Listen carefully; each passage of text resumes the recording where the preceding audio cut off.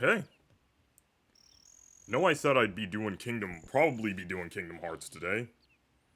But I decided, since I already had a certain setup going, so I decided to just roll with it. And yeah, I'm gonna be doing Mario 64 DS.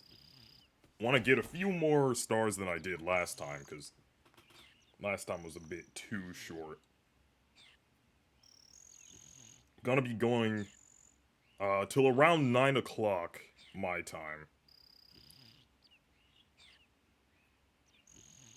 There we go. Okay. Now. Yeah, so I'm gonna be going till around 9 o'clock my time. And doing more of the basement levels. Which means these fellas down here. I already caught that guy. Okay. You know what's funny? Today I watched this Conan clip of Jonathan Banks, Mike Ehrmantraut's actor. And they showed this old, like, super old clip of him, like, as a teenager or something. In, like, this menstruation, educational video advertising the concept of menstruation. Get, get your, get your period today? I'm sorry. But yeah, it was a, informational video about menstruation and, what?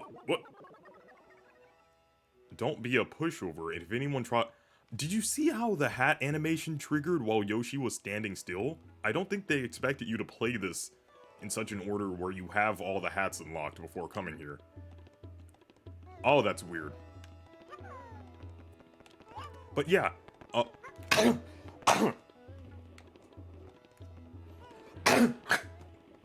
one second.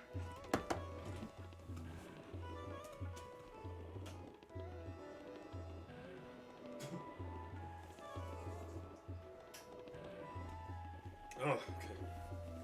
Sorry. Got something caught in my throat. Will Yoshi do Luigi's sleep animation if he's wearing his hat, or does he never do the sleeping animation at all? No. Yeah, Yoshi is doing Luigi's sleep animation.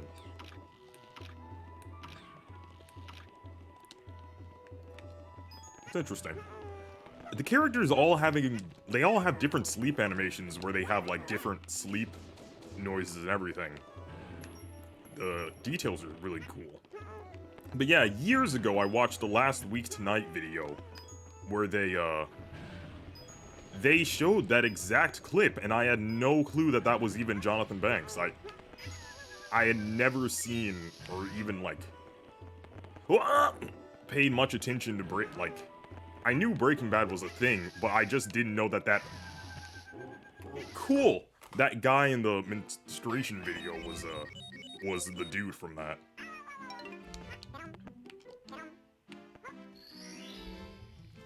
Just like a weird, connection. It shows it again! So now I get treated to this weird jank animation again. Season 4 of Stranger Things is, what? Wait, this is just, like, the more coin spot? What? But they don't spawn the... Wait a minute. Let me see something here. They spawn a bunch of blue coins, but the mission... Oh, no! Yeah, you don't have the... Okay. So I guess they did that to make it easier to get the 100 coin star here, which is appreciated, but, like... We don't have the device... Like, oh, they're making it so that you don't have to go in the volcano to get 100 coins, which... I appreciate the gesture, but... In this mission, in particular, we don't have the green shell that would make that possible. Dumb menu popped up again. Yeah, Stranger Things got another season. As expected from, like, the semi-cliffhanger thing they did at the end of the last season. Can you stop? Stop! Oh my god, Wario can't do anything about this type of treatment. Stop! Oh my god. That stupid menu always pops up at the most tilting, frustrating times.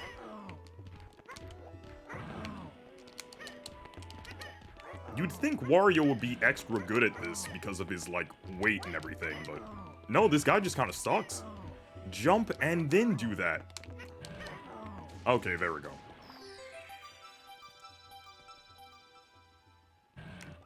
Yes, we can't get the 100 coins until we do this mission. Otherwise, I totally just do these stars out of order. But I don't know about you guys, I kinda... a lot of people say that Season 2 is when they stopped caring about that show. For me, it was around Season 3. Like, I wasn't completely, out of it in Season 2. I thought it still had some pretty neat stuff going on with the, I was enjoying the lore, world building, getting to see more of these characters. But a bit of, like, some problems with the writing and continuing the story were already beginning to show themselves. Some people say it should have ended after Season 1. I don't agree with that at all. It felt like they had more story to tell. But I feel like Seasons 2 and 3, on the other hand, they maybe had the opportunity to like, wrap things up. And they decided, no, let's keep it going and going and going, and... I don't know, at some point I feel like they could have just, when are they gonna... Okay, so they spawned the blue coin switch thing. But when is it that they're gonna give me the friggin... When are they gonna give me the green shell? It's still not here. Kind of annoying. There we go. Okay, so spoilers for Season 3 of Stranger Things, right? It was the moment where I kinda stopped caring about these characters. Like, I'm still kinda tempted to watch Season 4 just cause it's like... I don't know, at this point the show has become such a cultural phenomenon that I feel as though I have to see it all the way through. Oh!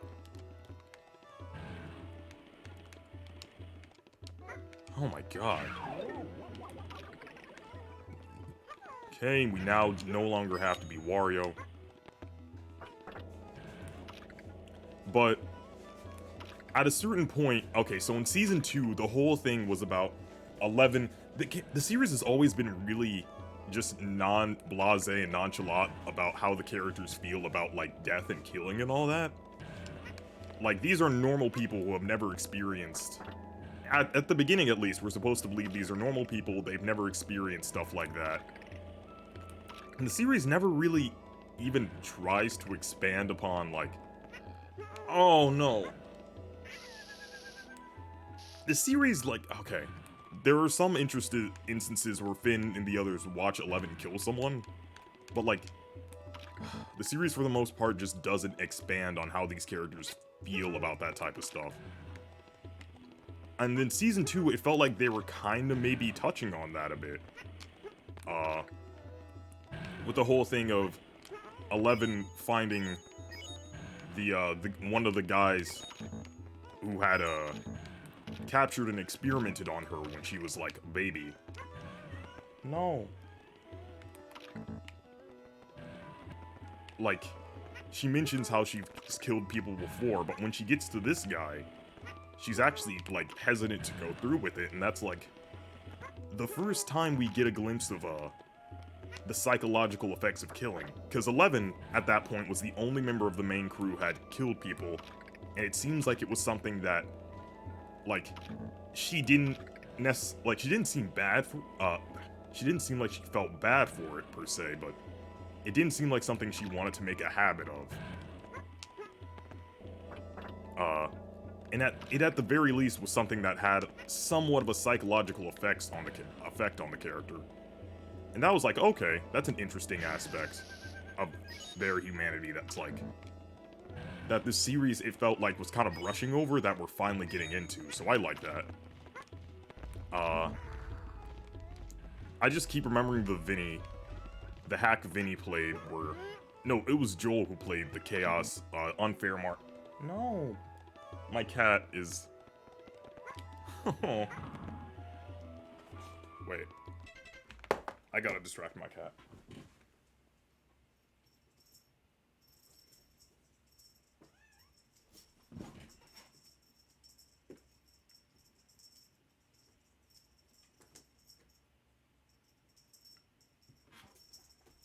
Boop, boop, boop, boop, boop, boop, boop, boop, boop, boop. Okay, I have this cat toy that she really likes. I'm keeping it pinned underneath my foot so that she can't, like, steal it and run off. Because that would ruin the entire point of the game, sweetie. Did they intentionally make that wider to make it harder to cheese? I'm Luigi, I can do whatever I want. I'm still gonna find a way. Because I'm bad at the platforming in this game, apparently. Even with a character who has, like, easier jumps. Most characters with each other's hats look cursed, but Luigi, or Yoshi, I gotta say, looks pretty adorable with the Luigi hat. Oh! The knockback on that, jeez. If they catch you in the air, you're done.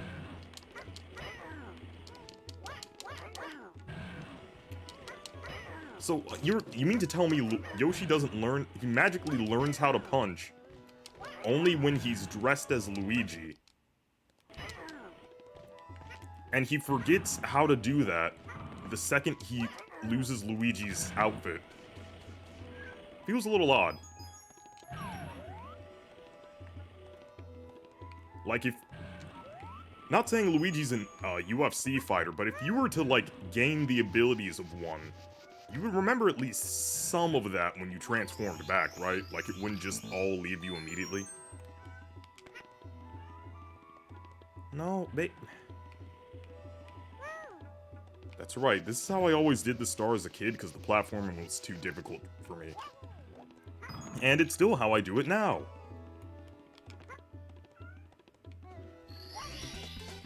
My cat is still yelling at me, so I gotta... Hey, hey!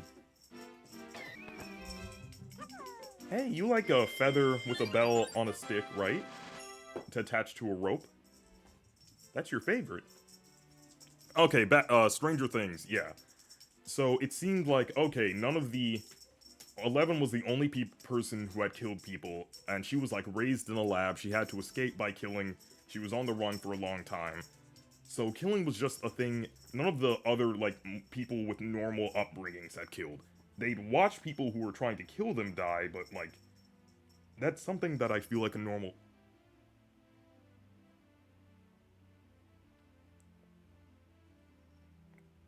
That's a harrowing experience, but I could maybe see a normal person experiencing that and going back to normal life. When I stopped believing these characters was a moment in season...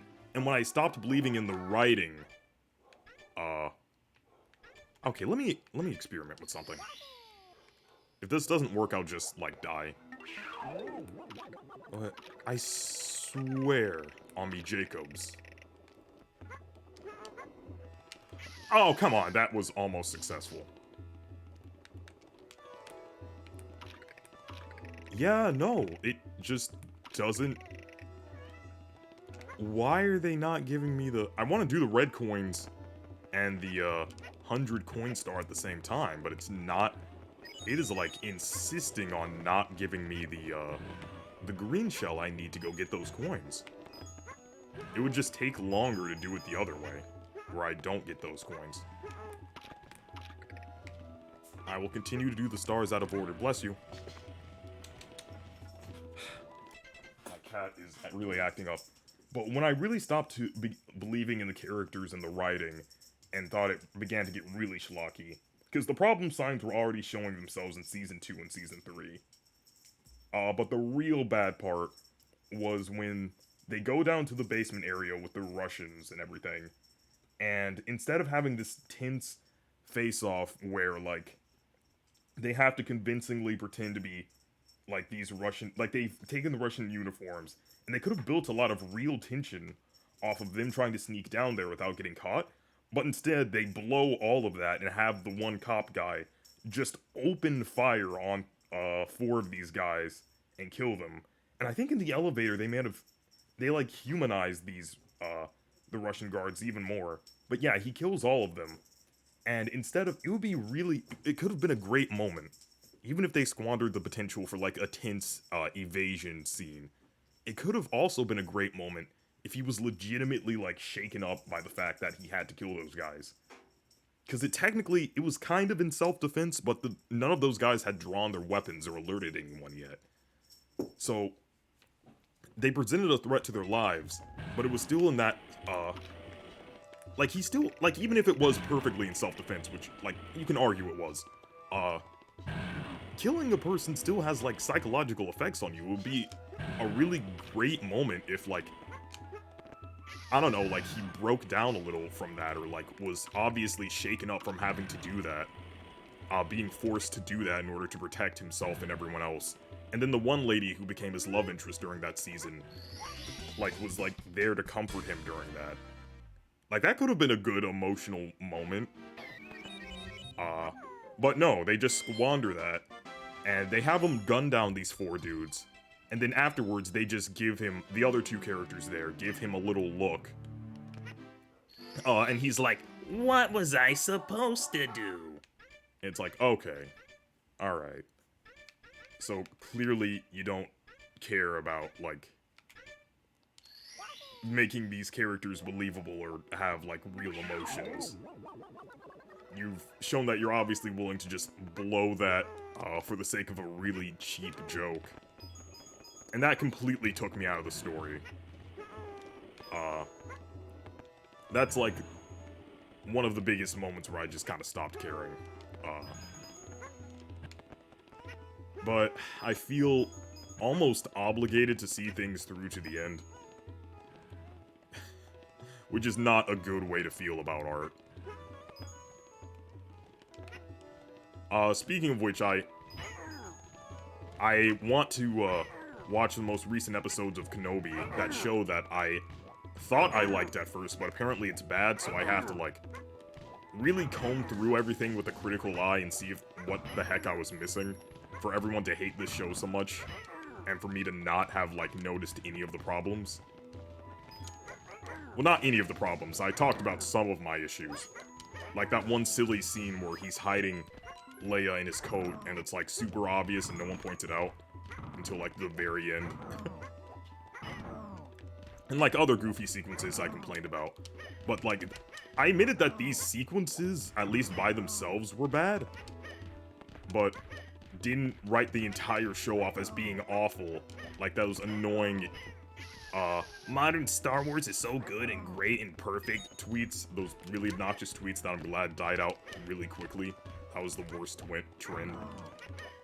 But yeah, like, a lot of people are saying that that show is, like, just terrible. Why is this taking me so long? And I thought it was just okay. Like, I even kind of enjoyed it at some point, so I need to really, like, look back through it and see, like, what did I miss? Like, 'cause it's always possible that I end up liking a thing that everyone else hates. Like, I really love the 2014 Great Gatsby movie, and everyone despises that. Especially people... I read the book, and I love the movie. I've read the book, like, I read the book twice. And I love that movie to death. I like it even more than the first movie adaptation, because I feel like the first movie adaptation, people give the second one guff for romanticizing things too much. The first movie adaptation straight up makes it seem like a romance film. Like... What? What? What? Huh? Yeah?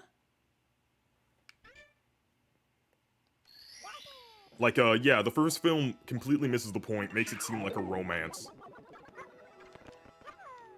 Are you gonna tell me the obvious Oh my god, you are. Good on you, man. That was really useful information. Who the heck is that guy? Why does he still work here?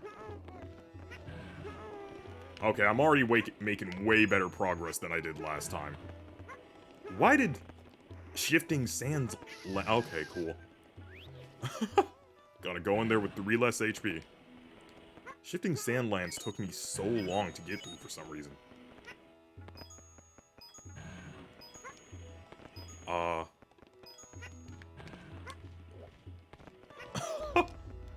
Did you see that? Did you see what I just did?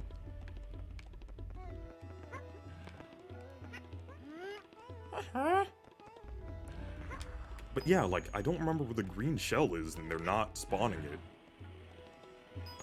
They have to spawn it eventually, because how else am I supposed to get... Oh! I think I know when they spawn it.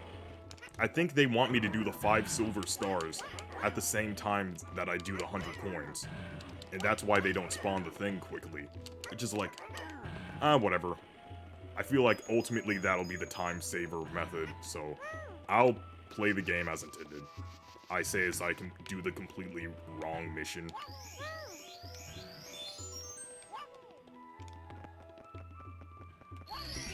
Okay, nice. But yeah, I love the Great Gatsby 2014 film. I didn't really like the earlier one as much. Because while people criticize the new one for quote-unquote romanticizing the glitz and glamour of, like, having money, the first one acts like it straight up is like a romance film. And focuses so much on the relationship between Gatsby and Daisy. When, like, the point... And I feel like the new movie got this better. Is that the whole point of that romance in the original, or the book, was that, like, it wasn't a good, healthy relationship based off of, his desire for Daisy is tied to, like, this pursuit of the American dream and how it's never something that, like... It's not something he's born into, so it's not something he'll truly be able to enjoy because he had to, like, climb up through this life of crime and bootlegging and gang association in order to get there. So right when he's about to, like, get everything he wants, it gets snatched from him because in the eyes of this whole American dream ideal, it was never his to begin with. No matter what he did, he'd always just be that poor farm kid. And that was, like, the tragic irony of his relationship with, Daisy. I feel like the new movie got that pretty well. But, there it is. Okay. They really just, like, hid that. For several missions. But yeah, the old one was, like, so much of it was focused on, like, the two's romance and, like, making it seem like this very pretty thing that it never was. Which is why everyone gives the movie crap, or the second adaptation crap, but I really liked it.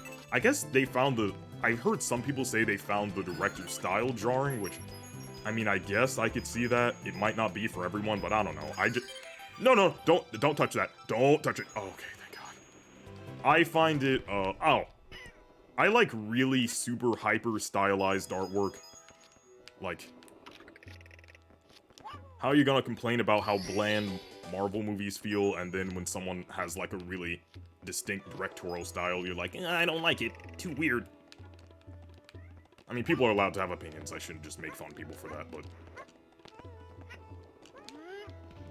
but like, yeah, I think it's great. People who are into literature and all of that hate the film, but I don't think Kenobi is a situation like the more I watch that Great Gatsby movie, the more I like it. My ultimate point with this was that I don't think I'm gonna feel that way about Kenobi. I feel like it's one of those things where the more I watch it, the more I'm gonna see the issues that everyone else was having. And then my eyes are gonna, like, open and go, oh, this show's not that good. Ow! But yeah, I'm just gonna have to... Oh, no, please. Please. I'm gonna have to see.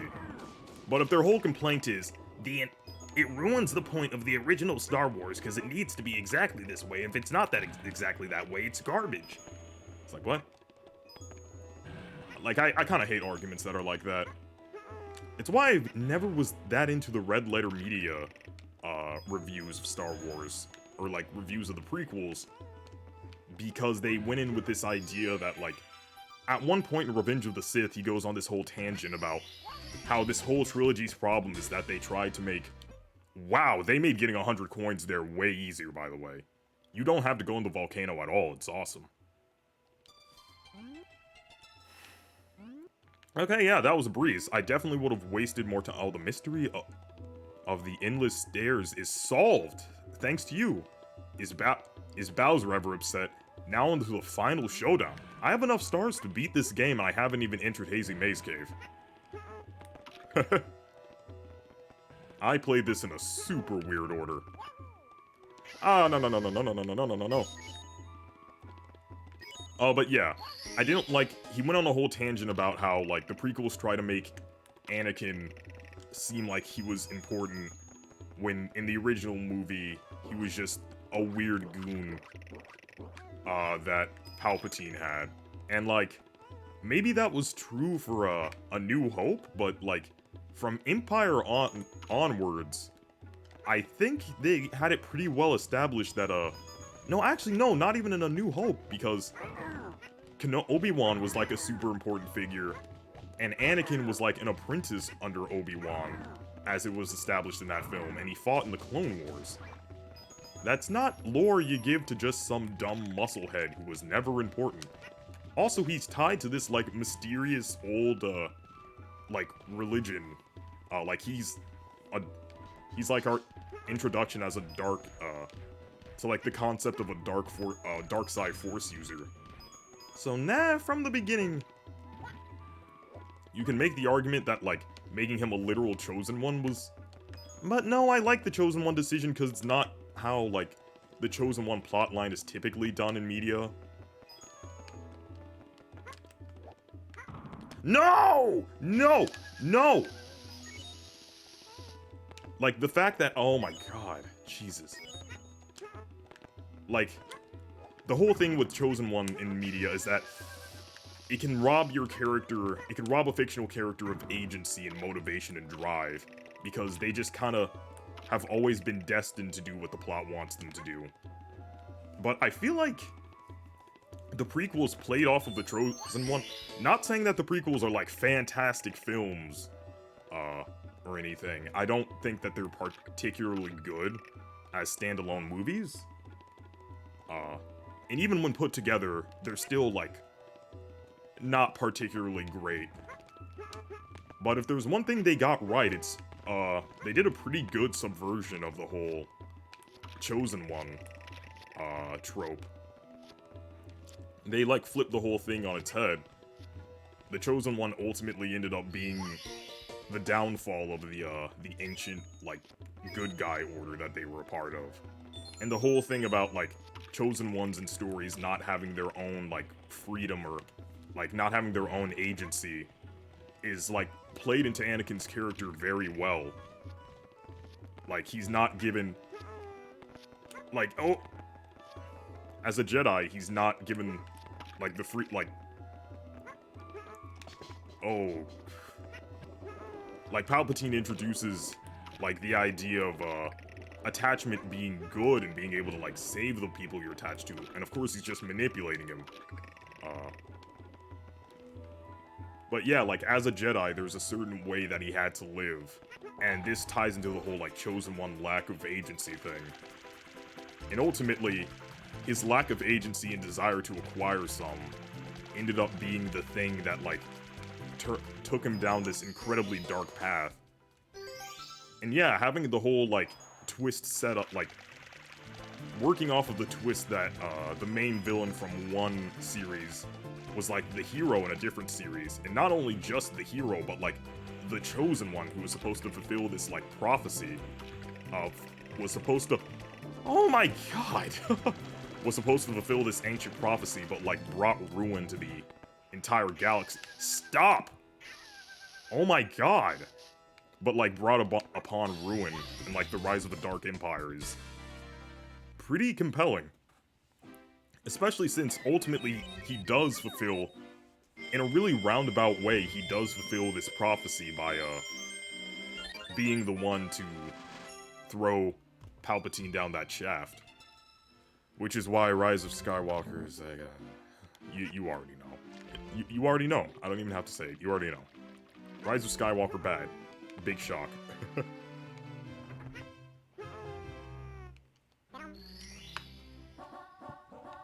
Okay, swimming beast in the ocean. Out of all the courses in this game, this is the one that I know the least about. Yeah, I ought to get this out of the way. I don't even know where the red coins... Oh, right. I do know where the red coins are. Oh, this is the annoying one. Well, it's good to get annoying stuff out of the way.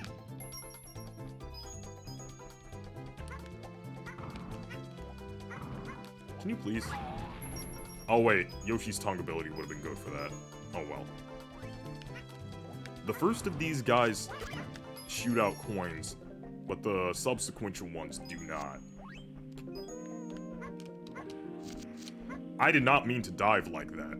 Oh my god. The bottom screen map is very helpful for this level, by the way. Because you usually don't have that in the N64 version. Not a luxury you were afforded.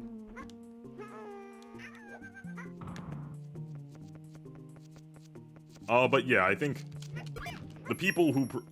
Like, I don't think the prequels are particularly good films, but let's not act like something not being good, or, yeah, let's not act like because something's good, nothing can be good about it. I hate that. Like, this thing is bad, therefore, it has no artistic merit whatsoever, and you're not allowed to, like, point out good things about it. Like, I hate that mentality. It's super closed-minded and refuses to acknowledge nuance. It's coarse and it gets everywhere. Where's that spinning eyeball? I don't know where all the good coins are in this stage. I should get the red coins first, though. Especially since this red coin star is especially annoying.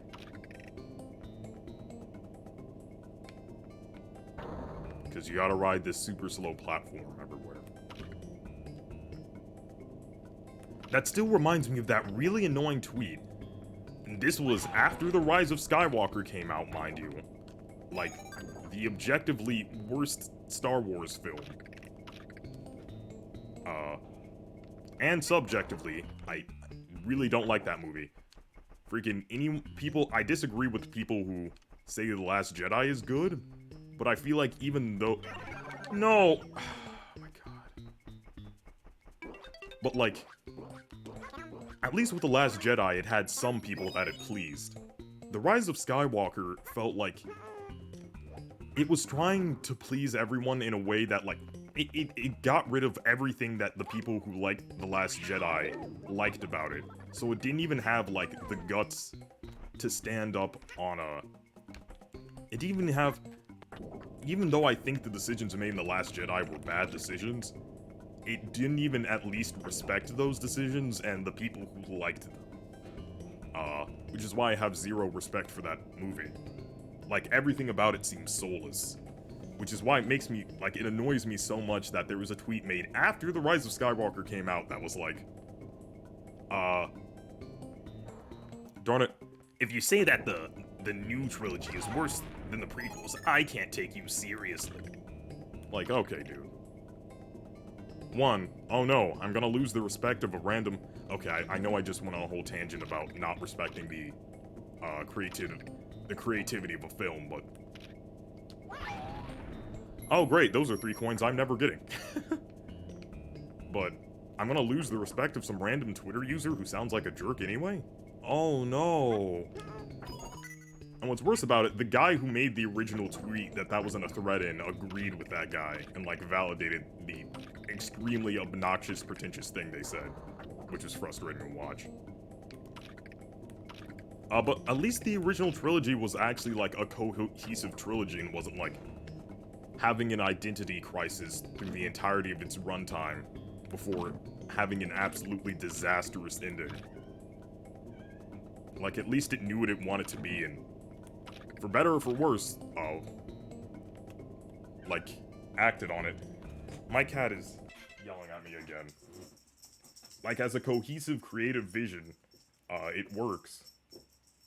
Like, people act like it's everything they don't like about the Star Wars franchise is George Lucas's fault, even though, like, a billion other writers have been responsible for it.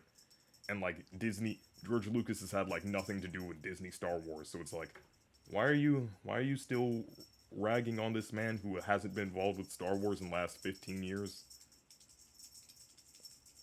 Like, most of the novels were not written by George Lucas. A lot of the game's plots weren't written by George Lucas. A lot of the animated stuff weren't by Lucas. And the Disney stuff sure as heck wasn't by Lucas, so why are you still mad at this guy, and why are you still giving him crap? Because he made, like, a mid-trilogy of prequels? Like, okay. Maybe move on from criticizing this one guy. Like, even people who still complain about Rian Johnson, because of The Last Jedi are getting kinda, you know.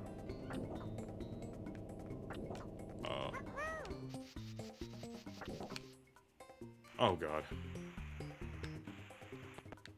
Oh, but yeah, and then I saw another thing, a guy who I'm actually, like, a pretty big fan of say, which I found, oh god, from one slow platform to another. Which was that, someone said the prequels had more soul or more heart than the new trilogy, which I totally agree with. Like, the second movie, instead of having an identity of its own, it, has a bunch of super on-the-nose meta-commentary, about, like, the fanbase and franchise and what these characters should be. Like, none of the characters feel like actual people in The Last Jedi. Like, I hear people talk about, oh, well, the acting and writing in The Last Jedi is better because, like, the wooden dialogue in the prequels, but, like, ask yourself, do any of the characters in The Last Jedi actually feel like people, or is the story constantly taking these narrative shortcuts to get you to care about them? By telling you X character is important, X character feels this way. Like, is it earning any of those emotions or just telling you how you should feel? Like, I'll use Kylo Ren's entire character as an example. We're told why we should care about him because he's, like, the son of, Han and Leia. But as far as his own tropes goes, he just seems like a really flip-floppy, wishy-washy, like, petulant guy who, like, changes his entire ideology on, like, a dime. The most intriguing thing about him was, like, maybe getting to, well, him having kind of a cool outfit and lightsaber, which he doesn't even wear the mask most of the time in the second movie. And, like, the potential to see what this guy's whole backstory was.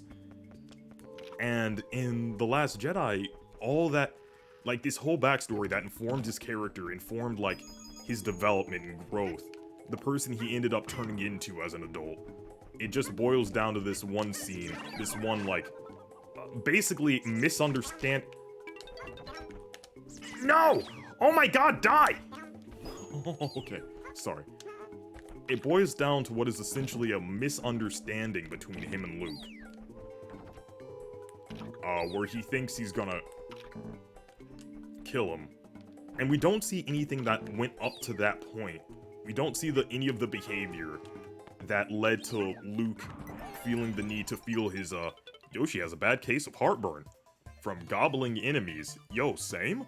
With the power flower, he can breathe fire.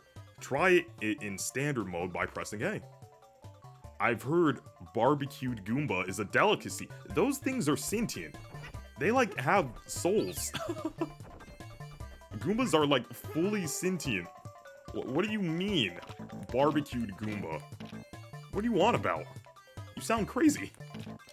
But yeah, you can just breathe fire infinitely. Is a delicacy. Bro, those guys have families and 9-to-5 jobs. What? Like, am I crazy here, or, like... Those guys are whole entire citizens, like... like, okay, some of them are bad guys. But, like... They're still sentient being. Oh, God, come on, come on. Oh, thank you. Oh, thank you. Oh, looking dicey for you, boy, for a second. But yeah, that's wild. But yeah, like, what is his growth, his development, his journey? Like, all that. What makes him better than, you know, people were complaining that Anakin was annoying in the prequels. And people also complained that, like, Kylo Ren was a pretty annoying, petulant character. But what's gonna end up setting these two apart? Like, we got, like, a better performance out of these actors. The dialogue doesn't feel as wooden. So what do we get as far as, like, their actual story? Like, what's gonna tie together... I'm sorry, can I... Yeah, well-known fact, bats are immune to fire. Come here. Oh, they aren't. They just have wacky hitboxes. Okay, let me get out of here.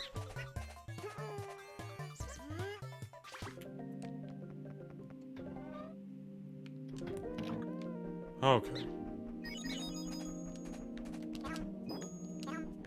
Where's the other bat? Come here. You don't heal from Yoshi's stuff. Oh god, please don't let the lightning knock my internet out. Please. But yeah, all we get is one scene out of context where we are told that Luke sensed darkness in him during their training. We're never shown this, they just tell us it, tell us to believe it. Much like a lot of stuff with Kylo's character, where we have to infer it or go read a subsequent piece of material that's published like a year after the movie comes out. But from the actual material barely gives us anything to work with. We're just given the very basic piece of information that, oh, like this vague notion of, oh, I sense darkness within him, so I checked him out, and, yeah, I sensed a lot of darkness in him, which is why I had to, like, which I felt like me, the guy, which is why I felt the need to try to, like, almost murder my nephew in his sleep. And it's like, that type of character development for a guy like Luke can be justified with good enough writing. We could have seen the experiences Luke had in those 29 years in between Empire and the last, Empire and, The Force Awakens that justify his character turning like that.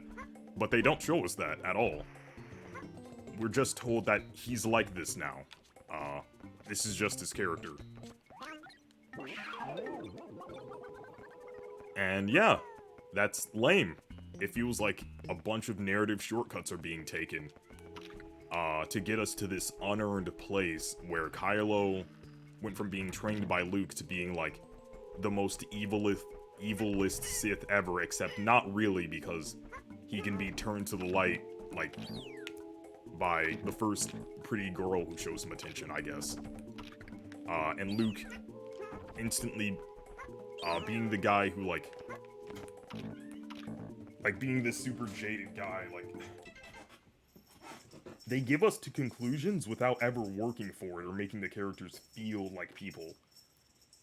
As sloppy as the prequels were, and as filled with, like, wooden dialogue, CGI, blah blah blah, yeah, we know. Like, Anakin, he grew up as a slave with no agency or choice, found the Jedi come, he ends up being the chosen one, again, another thing he had no agency in, and the one thing he wants to do is, well, he meets a pretty girl, and, he meets, like, a pretty girl, he sees these people who are from the, faraway galaxies, and he's like, the only things that he actually wants are to have freedom, explore the galaxy, free people who are in slavery like him, and, you know, maybe settle down with that pretty girl one day. Extremely basic stuff, and the dialogue is super corny, and a lot of it is mishandled, and yeah, Jar Jar makes, poo-poo jokes, and that's stupid. No! Oh, okay, well, I can deal with that, if it means getting this. I was bummed out at first, but you know what?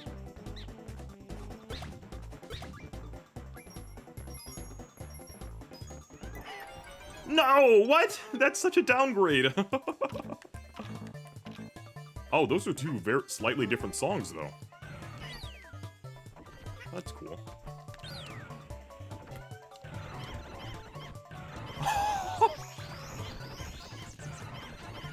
Oh, are you seeing this? But yeah, Anakin's motivations in the first film are pretty... Behave. Be a well-behaved little kitty. For 2 seconds, please. Papa's whining about Star Wars for the millionth time. Oh, this is this place again. I don't want to get this star. Why am I even riding this elevator? Wait. Is it? Yes, it is. Okay. I need to find a different route. Oy. Oy vey. I don't know what accent I did there. Sorry if it ended up being an offensive one. I just did, like, the first voice that came to my mind.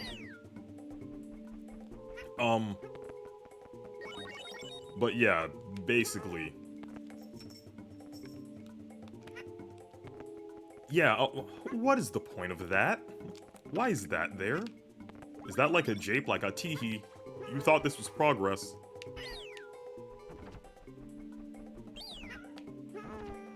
Okay, this has gotta lead somewhere. Oh wait, that's not... Okay, this isn't the secret star, that's why I left earlier. Literally just need 13 coins. But yeah, and in the second movie, Anakin gets... The Jedi Order is like this super strict formation. Doesn't really jive with his, He ends up, like, being brought into the Jedi Order at a later age than most kids. Most kids get brought to the Jedi Order, like... Baby. Basically, like, right after they're born. Because we're told that, like, he's too old to be a Jedi now. A lot of the younglings we see in the second film are older, or are younger than Anakin was. Because Anakin was already 9 years old. Ow, ow. Anakin was already 9 years old. And we see this... my cat is so grumpy. Okay, fine. Fine. Yes, fine. Fine.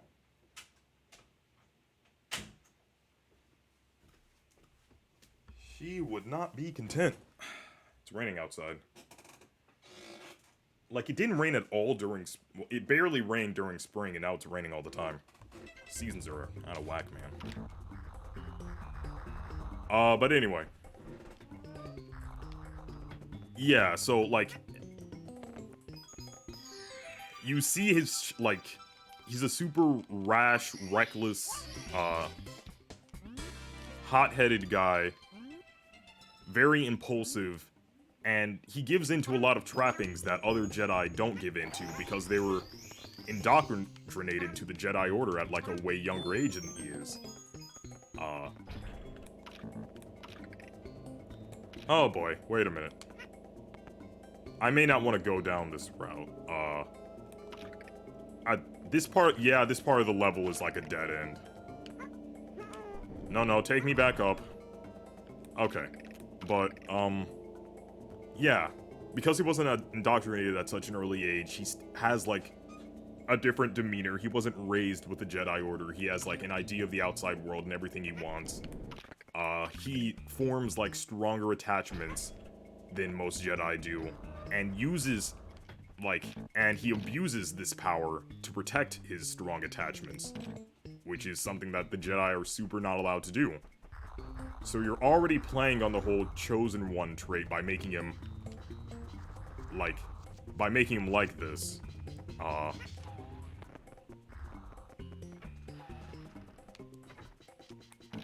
And so we get his characterization, we see what it was like him training with Obi-Wan, him spending time with Padme.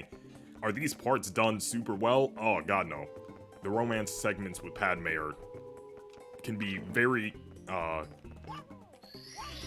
can be very choppily written, especially the infamous "I hate sand" part. But at least it's something instead of the literal nothing that the sequel trilogy gave us with our lead antagonist backstory.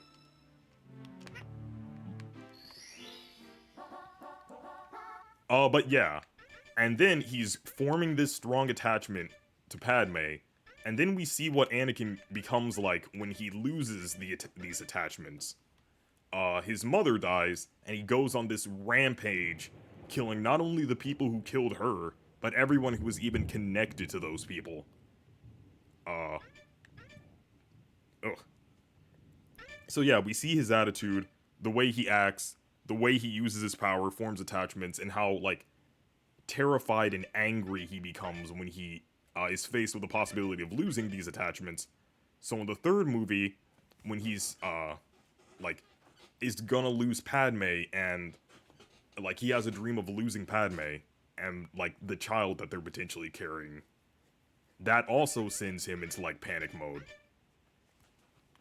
Which is consistent with his previous characterization. He ends up going with Palpatine's whole plot. And, like, the moment where he decides to go with Palpatine is, like, a very split-second reaction. He has already been, like, basically getting groomed into this role by Palpatine for the entirety of that film.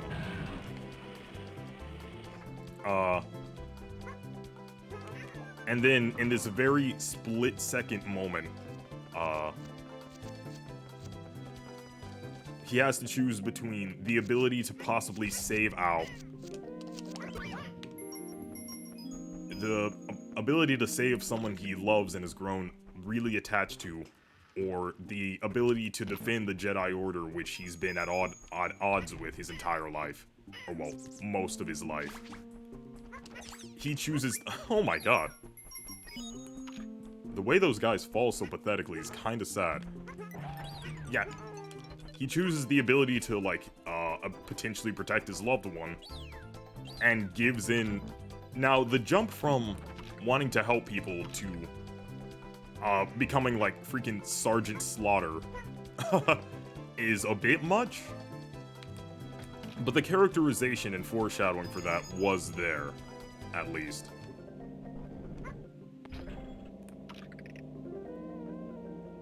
And, of course, the guy playing Palpatine does a great job.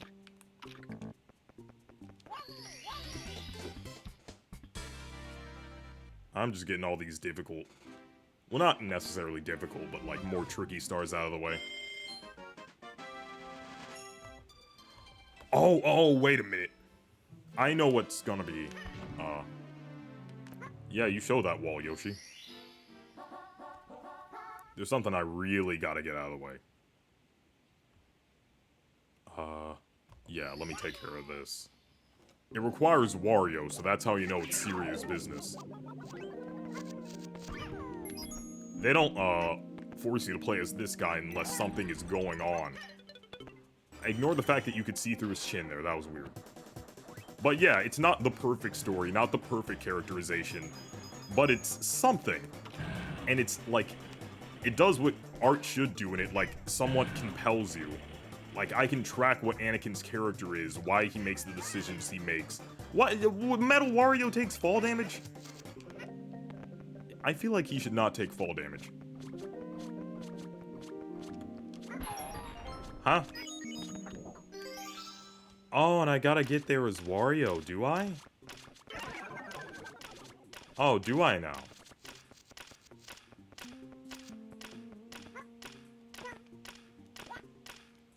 Darn it. Oh, darn it.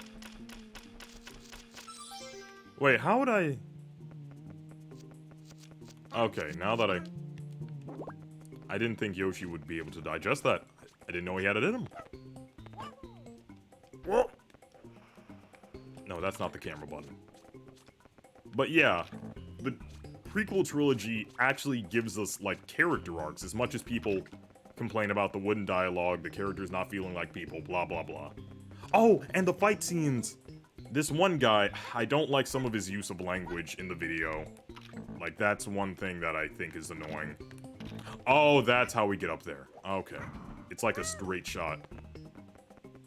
So I need to... Okay, good thing there's a map on the bottom screen so I could, like, track easily where I'm supposed to go. Because it's kind of a straight shot. And the whole challenge is that they're expecting you to be Wario for this, and I, am not doing that.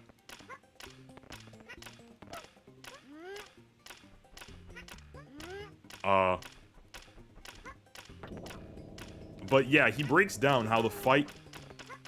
Okay! God, and they want me to do that as Wario? How the fight between Anakin... Besides that one stupid part where they're twirling their lightsabers in front of each other.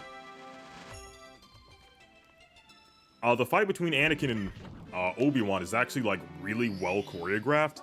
Not, like, feels like a dance choreographed, but, like, they're actually trying to hit each other and parrying the blocks choreographed.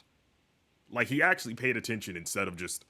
I feel like with the Red Letter Media review, he kind of just went with his gut feeling and didn't really bother to actually analyze the fights. He just had the gut feeling that they were too choreographed and didn't, like, really delve into why he felt that way. But this guy actually analyzes the fight scene properly, and he's like a professional, like, with the whole sword fighting thing. And, like, this guy knows his stuff, basically. And, like, yeah, he actually is extremely, like, breaks down why this fight scene is actually extremely impressive. From, like, a technical sword fighting standpoint. And even says that it has some of the best sword fighting sequences, like, in the entire series. Meanwhile, that same guy broke down The Last Jedi's fight sequence, and man, there are moments where, like, if you hate the surgical dance-like feeling prequel fights, you have to hate the throne fight room scene. Because, like, there are moments where people's weapons magically disappear, moments where Rey kicks one guy, and the other two dudes next to him go flying back. The fact that Rey was barely able to keep up fighting, 3 dudes on Jakku. Like, she gets punched in the face by a normal guy in Jakku, but, is suddenly able to, like... Oh my god. I forgot Wario was sick with it in very particular circumstances. God, and he yeets it, too! Okay, maybe Wario's a little bit based. But yeah, like, a ton of stuff like that. The fact that, like... Yeah, like, that... If you break down the Anakin versus, Obi-Wan fight, you'll find some things to have gripes with. It's not the perfect fight scene. Wait a minute. No, I have to go. I have to go through the toxic maze. Wasn't this poison stuff green originally? But it's purple in this version. I swear it was green. I remember seeing, like, speedrunners play original Mario 64 and this stuff being green.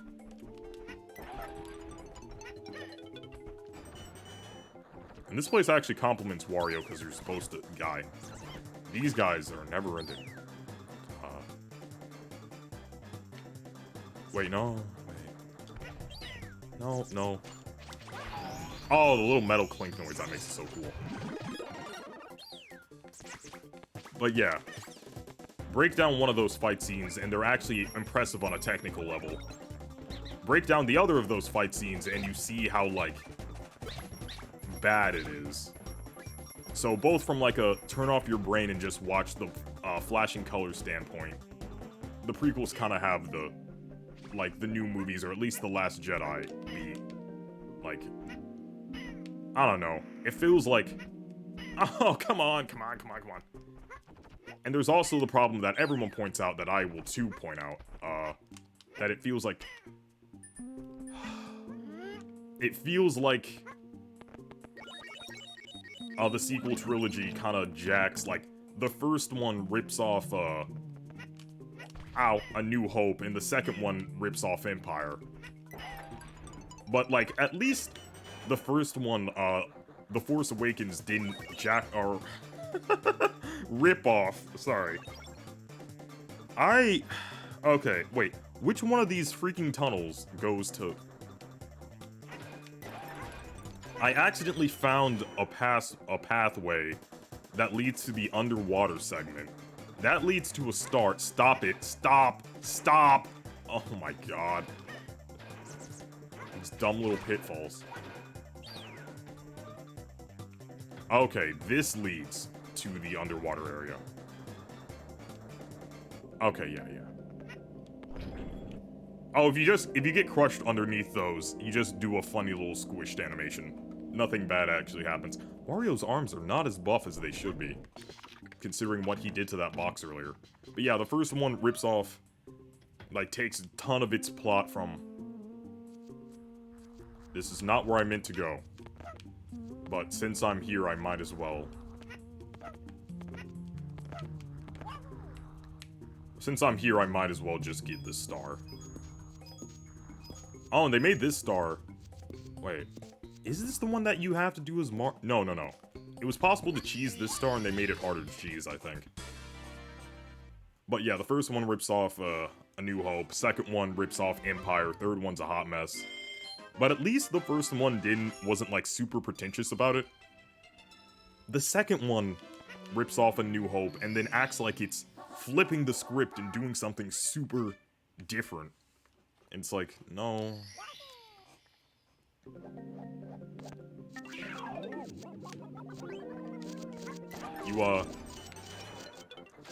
You pretended like you were making a clever deconstruction. Can Wario even do this? Okay, you can, cool. You pretended to make a clever deconstruction. Stop. Oh my god, stop. Oh, come on. Oh. Wario does not have rights in this game. You pretended to be making a clever deconstruction, all the while ripping off Empire. Like, and on another note of them cheating to get to results that other movies got to naturally. Like, it takes so many liberties to create the stake. I could rant about the new trilogy all day, but whatever. Ultimately, Red Letter Media made it, like, embarrassing to say that the prequels had merit to them. Which is why I think that one jerk on Twitter was, like, talking the way he was talking about it. By the way, I know that, like, this Star Wars stuff isn't a huge deal. Like, most of the stuff... Oh god, the models are glitching out. Oh no. Nintendo's gonna find out. Oh, I died because I didn't, like, take the intended route. Okay. Well, that was completely my fault. And that wasn't even, like, needed for anything. Wario's chin digs into his, like, stomach fat. What?! Never mind! That was a star.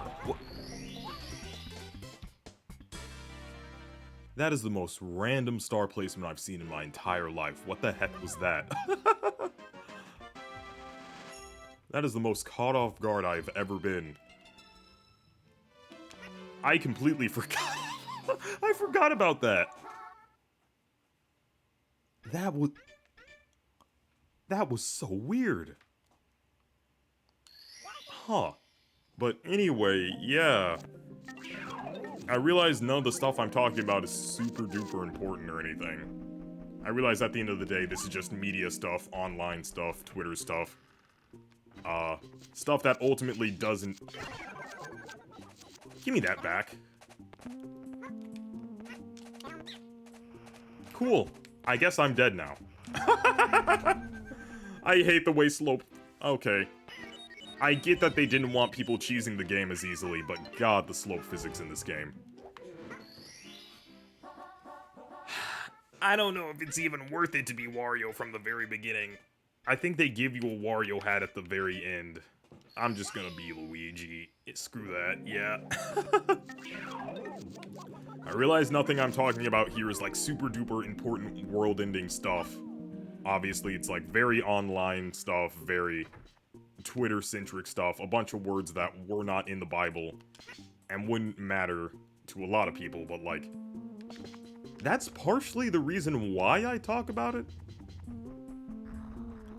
Like, because certain topics can be like, I'm not a person who's like, I never get political ever, and if you ever try to mention politics around me, I'll let you have a piece of my mind. Politics aren't allowed to exist around me. Even if it's something as basic as, fascism is bad and wrong. That's too political for me. Oh, I forgot the cute thing they did here. I'm actually glad I didn't go with the Wario hat. Look at that. The little guy here's... One, he has a major glow up, because... Oh boy, they looked rough. Dory looked rough in the N64 version. Now they're like a cute little dinosaur person like Yoshi. Yeah, they have a very Yoshi-esque face, and they're wearing Wario's hat. They still make that horrific noise. But yeah, they actually look like a Mario character. I couldn't ground pound because the game thought I was on a slope. We get it, you don't want us to cheese slopes. God, lighten up. That is like my one major criticism coming away from this game, is like, the slopes are way too harsh. But yeah, I'm not afraid. I am, like, a political person.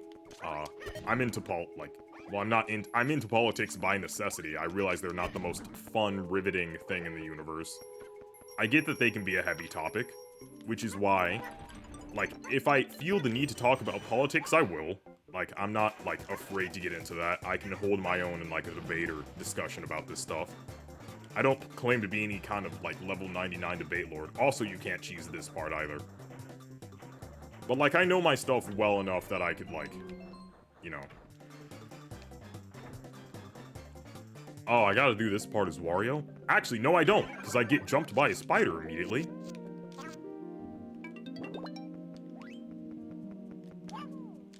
Oh! Thank God for that spider. Thanks to him, I didn't have to do this, platforming segment as Wario. And there's an extra bit of stars that they put into Hazing Maze Cave.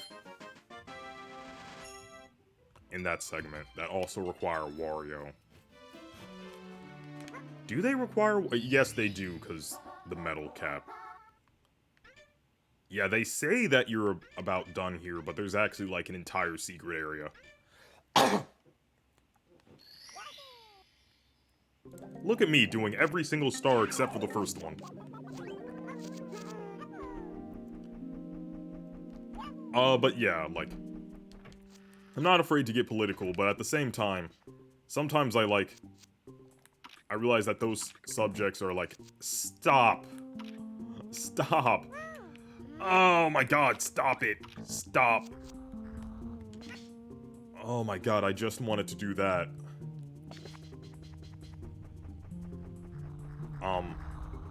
But yeah, I intentionally talk about a lot of subjects that I know are, like, light.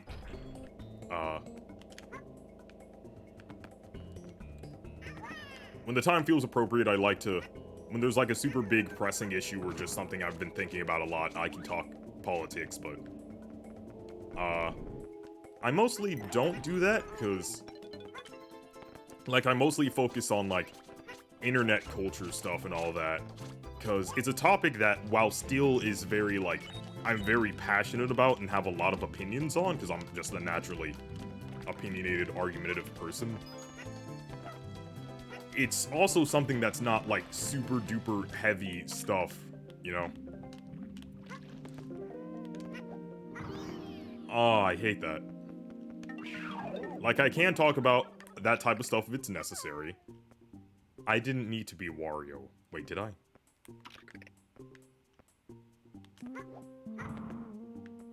Get back up. Okay. Okay. And they go in the direction you point them in. It's all starting to come back to me. Wait, I may not have needed Wario, but I'll keep him around. Over here. There we go, buddy. Ow. Wario's jumps suck so much. So yeah, this entire area is back here. I don't know if... I can't remember if this was in the original, but yeah. Welcome to whatever this is. I need to kill these guys immediately. Oh, got him. That was awesome. Ah, that feels great.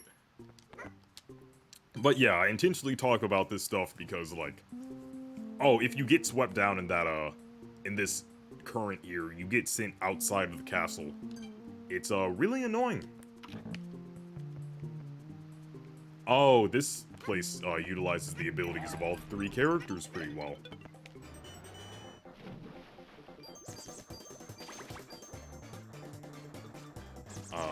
Yeah, because you need Wario's ability, you need Luigi's invisibility, you need Mario, uh,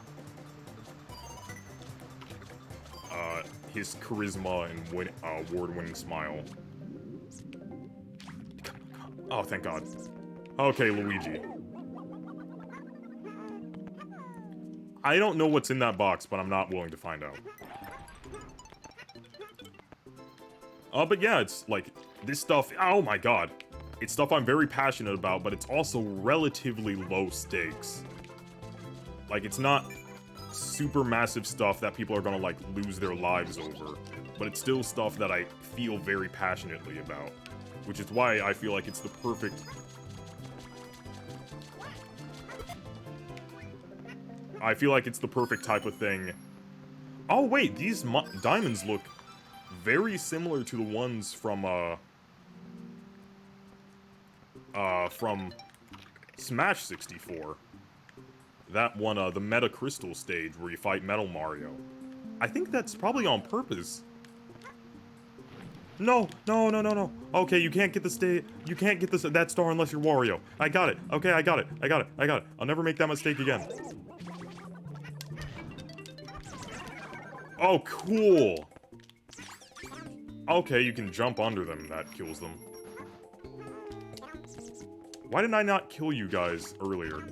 You're the most annoying guys ever. You're the worst. Stop existing. Okay, anyway, yeah.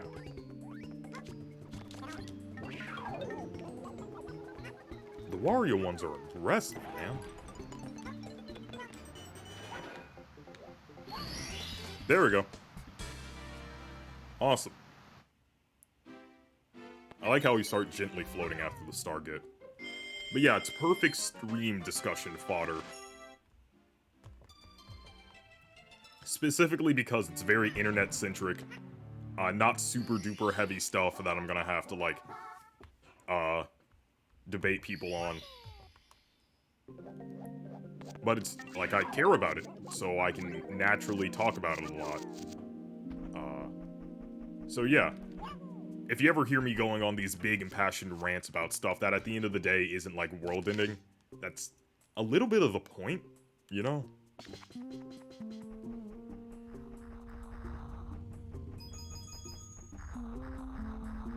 Like, I very much know that there are more important things going on in the world, it's just, like, not everyone always wants to talk about that.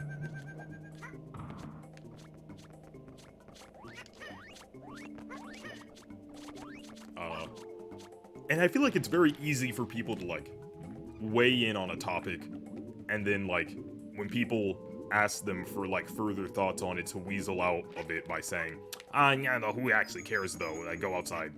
It's like, okay, well, first of all, you clearly cared because you felt the need to, like, comment on it.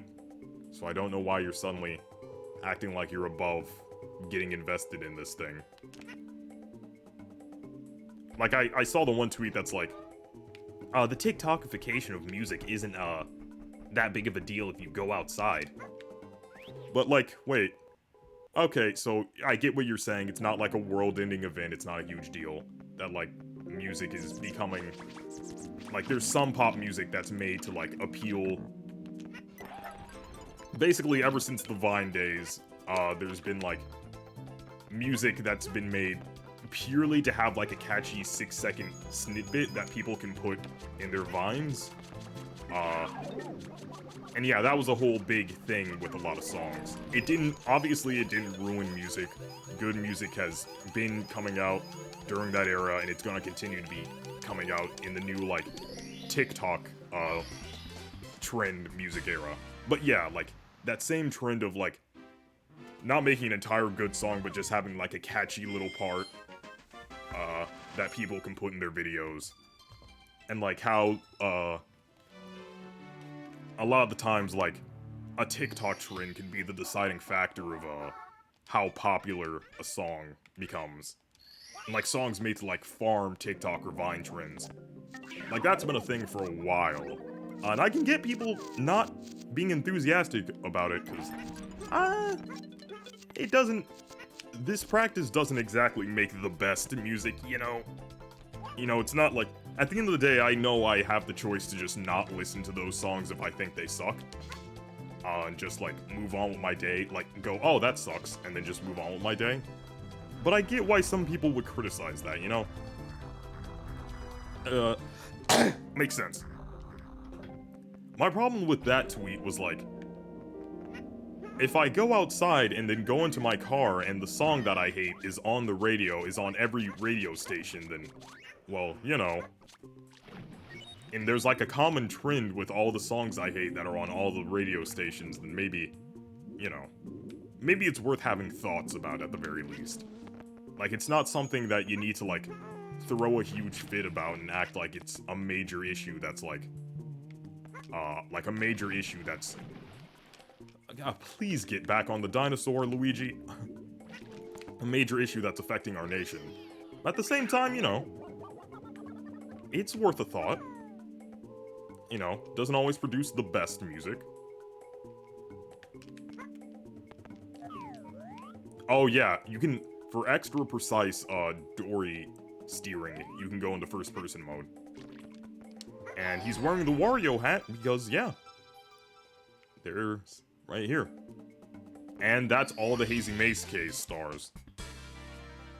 Shifting Sand... I got, Lethal Lava Land and Shifting, Hazy Maze Cave done in one stream. But freaking... Shifting Sandland took me, like, an entire stream just to do. I have no idea what the deal is with that. But yeah. But yeah. Like, I don't know, it's super easy to just dismiss anyone's opinion by saying, go outside. If, like, they're having an opinion on something that isn't world-ending.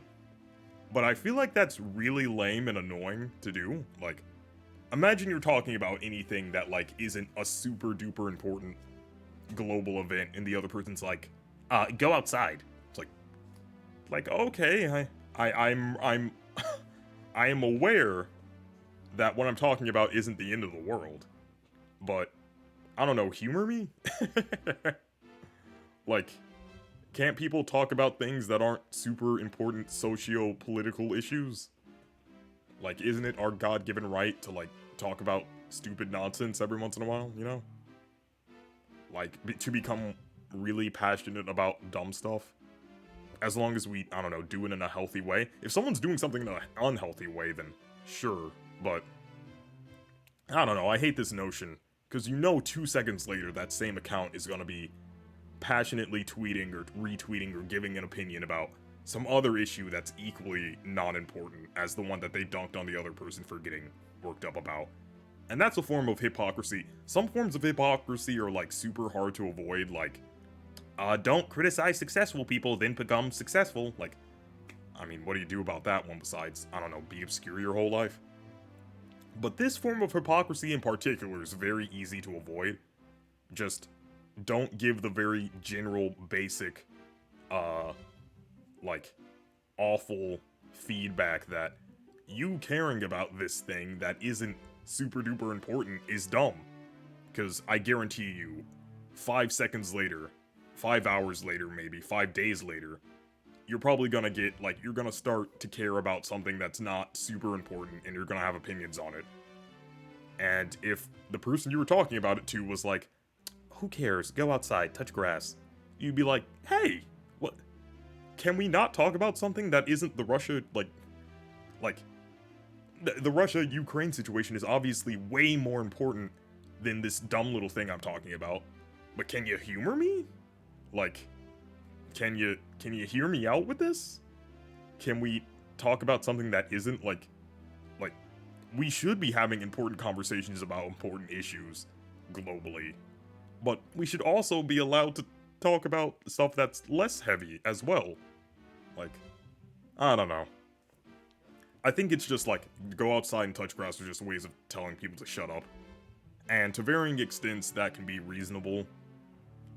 If someone really does need to shut up, like they're having awful takes about something. But sometimes I feel like phrases like that are misused just to get people to quiet down when they're having an opinion that you don't want to think about. But yeah, that's basically Twitter. I saw this great Shadow the Hedgehog meme video where it was like, where he was like, Twitter's not about being charming and clever. It's about being as inflammatory as possible to farm interactions. Now, are you ready to be a clout chaser? Yeah, that basically sums it up. But yeah, it gives me stuff to talk about on these streams, so can't be all that bad. It is. It absolutely is. But yeah, I'll see you next time. More Kingdom Hearts. Well, yeah, more Kingdom Hearts 3. I just really felt like playing this game today. See ya.